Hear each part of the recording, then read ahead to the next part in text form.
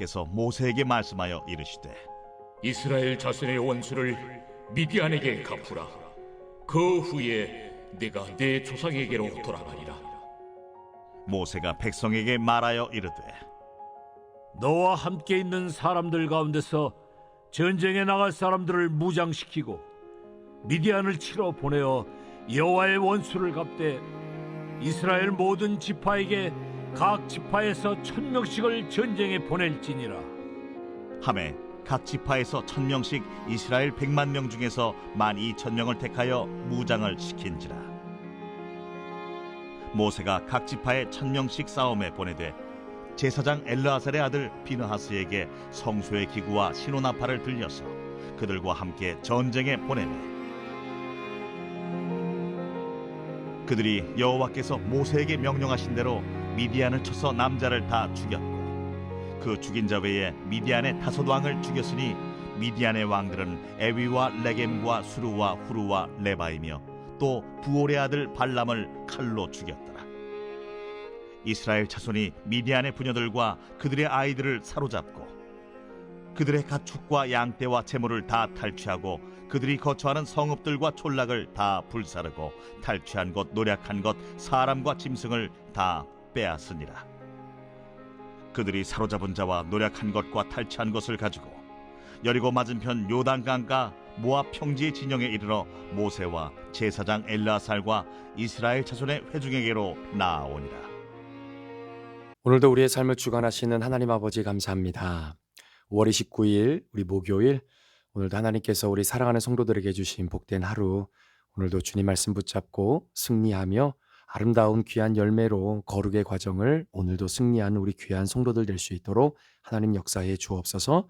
감사를 드리며 예수 그리스도의 귀하신 이름으로 축복하며 기도합니다. 아멘.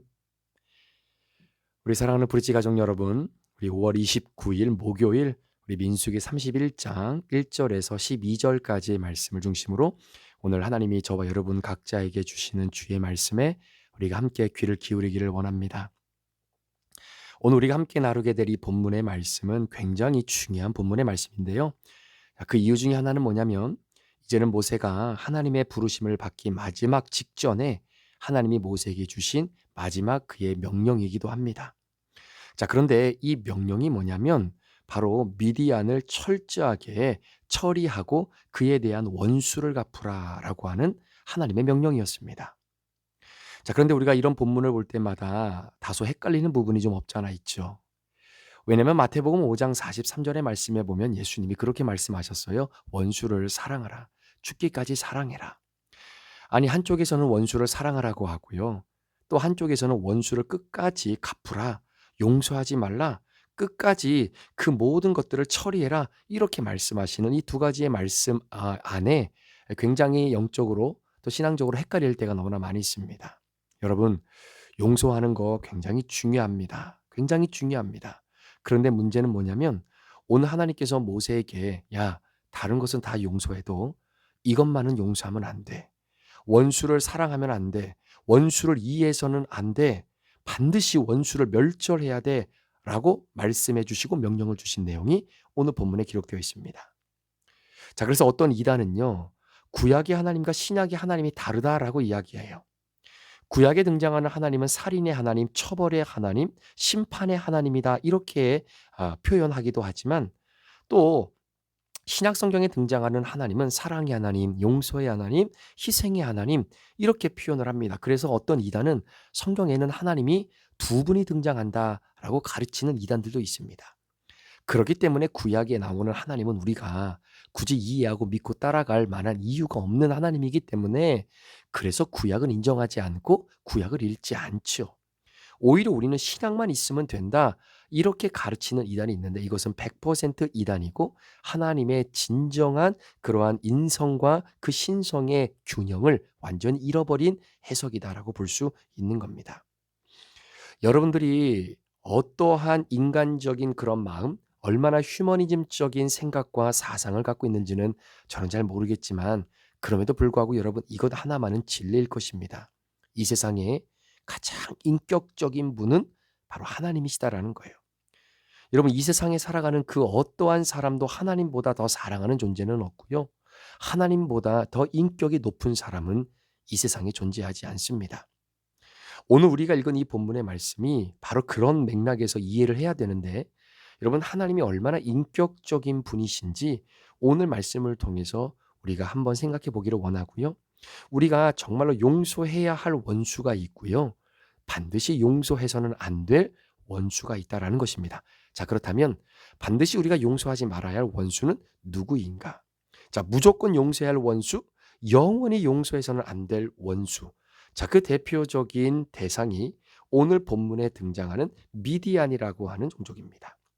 자, 그렇다면 왜 미디안이라고 하는 이 사람들, 왜 이 종족은 어떠한 특징을 가지고 있기 때문에 하나님께서 모세로 하여금 마지막으로 주신 명령, 이 미디안을 원수를 갚아라, 이스라엘 자손의 원수를 미디안에게 갚으라, 이렇게 말씀하신 이유가 무엇이겠는가라는 것입니다. 자, 여러분, 우리가 민수기의 말씀을 큐티하면서 이 발람과 발락에 대한 내용을 무려 3장에 걸쳐서 함께 보지 않았습니까? 자, 여러분, 이 발락이 속해 있는 모압 왕 아닙니까? 자, 모압이라고 하는 이 나라는요, 하나님께 어떻게 보면 버림받은 민족입니다. 이유가 뭐냐면 이들의 민족 가운데는 거룩이라는 것을 찾아볼 수가 없어요. 철저하게 패륜과 음란으로 가득 차 있었던 민족이 바로 이 모압 민족 아니겠습니까?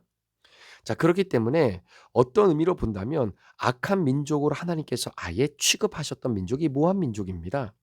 자, 그렇다면 이렇게 하나님이 악한 민족으로 취급받았던 모압 이 민족은 어떻게 보면 용서받을 수 없느냐? 아니죠. 그럼에도 불구하고 용서받을 수 있는 겁니다.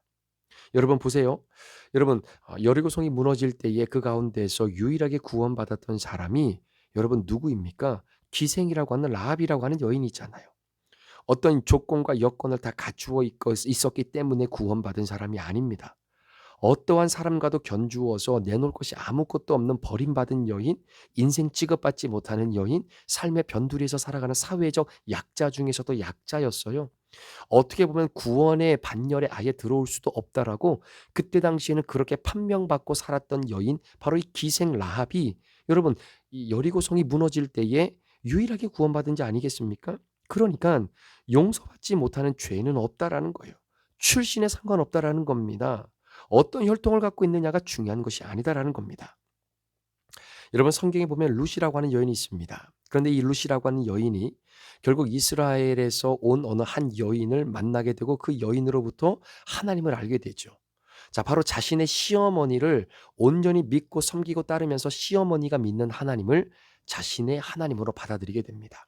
그리고 나서 나중에 다시 이스라엘 땅에 이 베들레헴 땅에 기근이 해결이 되고 난 다음에 이 모압 여인이었던 룻이 시어머니 나오미와 함께 예루살렘으로 돌아오지 않습니까?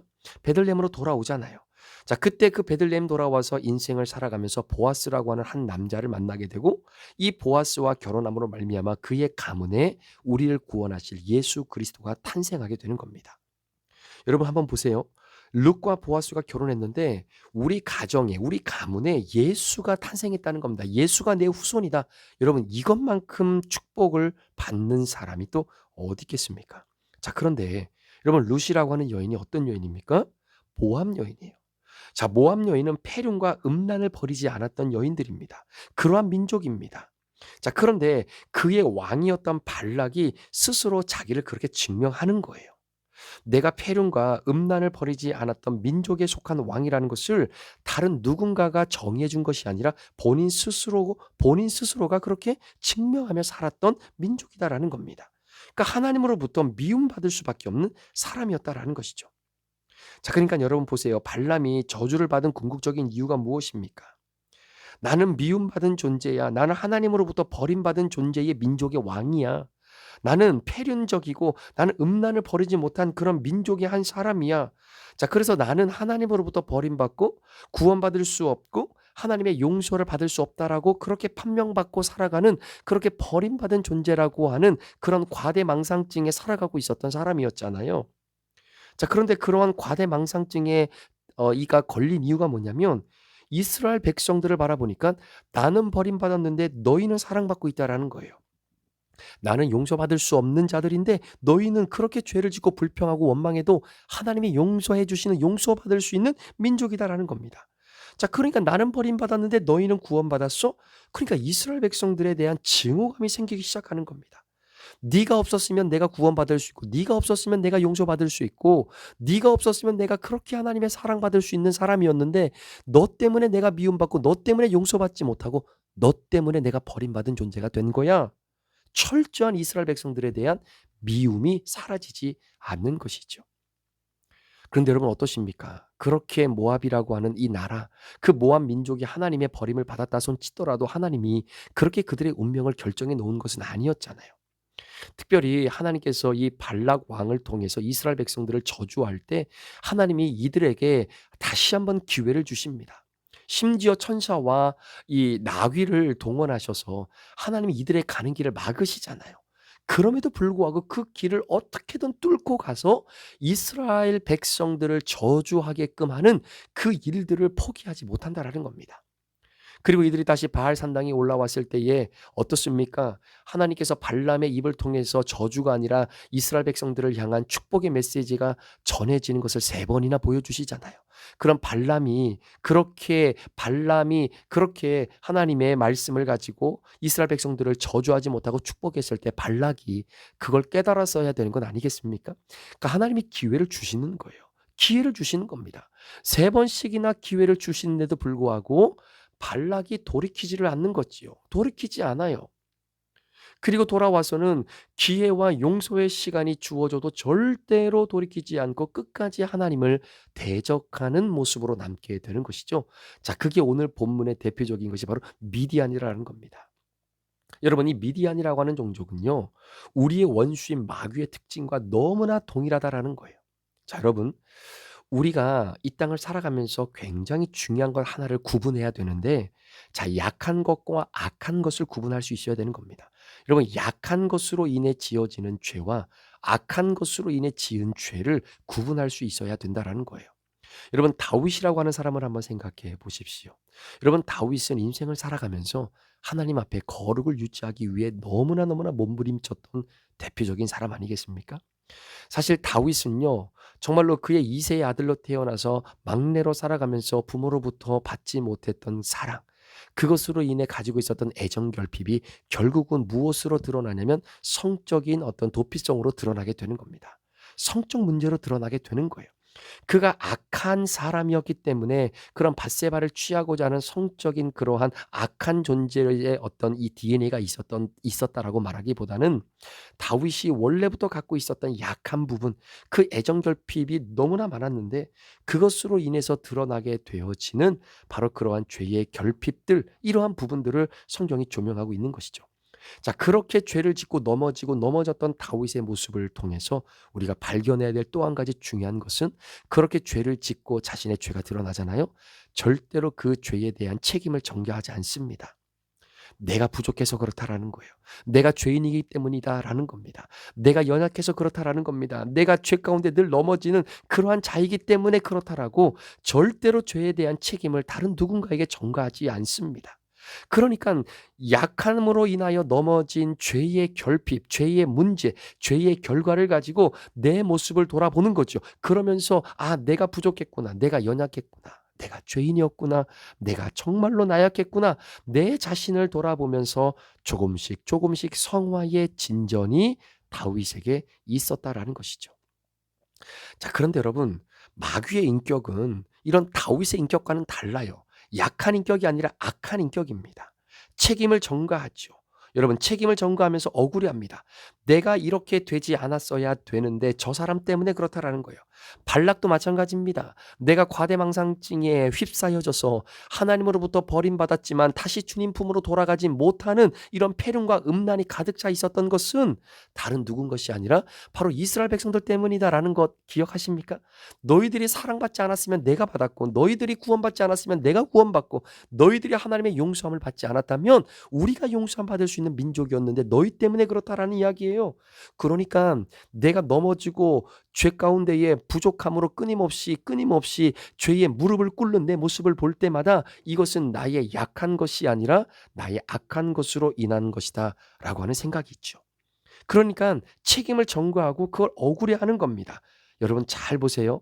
우리 주변에 자꾸 어떤 문제에 대해서 책임을 전가하고 그것 자체에 대해서 억울해하는 사람들을 보면요, 절대로 그런 사람들은 하나님 만난 사람들 아닙니다. 변화받지 못한 사람들이에요. 여전히 성령의 터치하심이 간절하게 요구되어지는 사람들 아니겠습니까? 여러분, 나를 죄인이라고 말씀하시는 하나님의 말씀에 대해서 반감을 가지고 있는 내 자신, 그 누군가 절대로 연민을 가져서는 안 되는 겁니다. 절대로 그 부분에 대해서는 양보하고 이해해서는 안 된다라는 거죠. 여러분, 용서의 대상이 아닙니다. 미움의 대상이 아닌 겁니다. 약한 것은 하나님께서 우리로 하여금 품어주시는 은혜가 있지만, 여러분, 악한 것은 미워해야 된다라고 하는 사실을 여러분 꼭 기억해 주시기를 주의 이름으로 축복합니다. 여러분, 그런 거예요. 오늘 하나님께서 오늘 미디안 사람들에게 원수를 갚으라고 이야기합니다. 그리고 나서 모세야, 너는 네 조상에게로 돌아가라 라고 말씀하시면서 각 지파별로 1000명씩 총 12,000명의 인원을 데리고 나가서 결국은 이스라엘 백성들의 그 원수를 갚게 되는데, 이유가 뭐냐면 미디안 사람들은 그냥 내버려 두잖아요. 그러면 그들은 끊임없이 이스라엘 백성들을 저주하고 이스라엘 백성들의 그 나아갈 모든 인생과 신앙의 여정을 방해하는 그러한 민족, 그것이 바로 누굽니까? 우리의 철천지 왼수가 되어지는 바로 그런 사단과 마귀의 특성을 오늘 본문이 우리에게 대표적으로 미디안을 들어 사용하고 있다는 겁니다. 여러분, 우리가 우리 스스로에 대한 약한 부분은 품고 이해하고 용서하고 사랑하는 마음이 있지요. 여러분, 그것이 우리에게 너무나 중요합니다. 그게 마태복음 5장 24절에 기록되어 있는 우리 예수님의 마음입니다. 그러나 우리가 절대로 용서해서는 안 되는 죄, 우리가 절대로 양보하거나 절대로 이해해서는 안 될 죄의 습성, 그것이 무엇이겠습니까? 바로 우리의 악한 거예요. 우리 악한 거예요.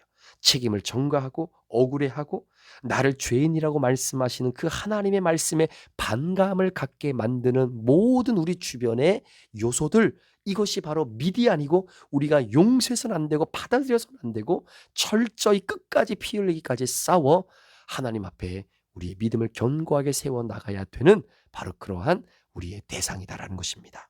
그래서 오늘 하나님께서 모세에게 이 명령을 주신 겁니다. 너희는 미디안에게 원수를 갚으라. 미디안에게 원수를 갚어라. 그래서 어떻게 해야 됩니까? 결국 7절 말씀에도 여호와께서 모세에게 명령하신 대로 미디안을 쳐서 남자를 다 죽입니다. 그리고 미디안의 5성을 다 함락하게 되죠. 그리고 9절에 이스라엘 자손이 미디안의 부녀들과 그들의 아이들을 사로잡고 그들의 가축과 양떼와 재물을 다 탈취하고 성읍과 촌락을 다 불사르게 됩니다. 어떻게 보면 굉장히 하나님의 비인격적인 모습처럼 보이죠. 아니, 도대체 왜 이 사람들에게 이렇게까지 해야 되느냐? 너무나 비인격적이고 휴머니즘, 인간에 대한 부분이 우리 하나님이 진짜 없다, 이렇게 해석할 수도 있겠지만 오늘 본문은 그 의미가 아니다라는 겁니다. 여러분, 아말렉도 마찬가지예요. 하나님이 아말렉 족속에 대해서 말씀하시기를 내가 그들과 끝까지 싸우겠다. 그 아말렉이 결국 하나님은 그들을 마귀로, 사탄으로 지정하시고, 모압도 마찬가지입니다. 미디안도 마찬가지입니다. 하나님께서 그렇게 설정하신 악한 영들에 대한 그 대상은 용서의 대상이 아닌 거예요. 이해의 대상이 아닙니다. 품어줘야 될 대상이 아니다라는 거죠. 따라서 오늘 하루 살아가시면서 영적으로 잘 분별하는 은혜가 있기를 원합니다. 여러분이 정말 용서해 주어야 할 대상이 있다면 그 대상은 용서해야 되는 거예요. 품어줘야 되는 겁니다. 사랑해야 될 원수가 있는 겁니다. 그러나 하나님께서 그럼에도 불구하고 용서할 수 없고 이해할 수 없고 품어줄 수 없는 원수가 있다는 거죠. 그 원수는 절대로 용서해서는 안 되는데, 그게 바로 미디안이고, 오늘도 우리를 하나님을 바라보지 못하게 하며 하나님의 말씀 앞에 반감을 갖게 만드는 바로 나의 악한 죄성, 절대로 용서하지 아니하므로 하나님 앞에 철저하게 원수를 갚아 주님 앞에 그 거룩을 유지하며 나아가는 오늘 복된 하루가 되시기를 우리 구주 예수 그리스도의 이름으로 축원합니다. 기도하시겠습니다.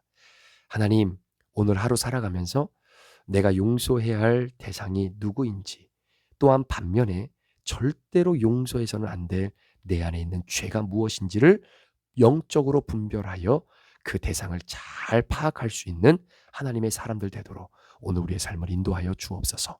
감사를 드리며 예수 그리스도의 존귀하신 이름으로 축복하며 기도합니다. 아멘.